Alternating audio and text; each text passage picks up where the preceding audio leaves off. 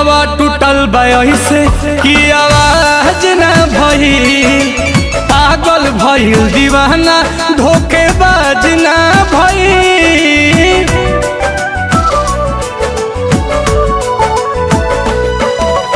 हंसे ले ऐसे जैसे ओकरा लाज ना भइल, लागता कि हूँ प्यार के मोहताज ना भइल।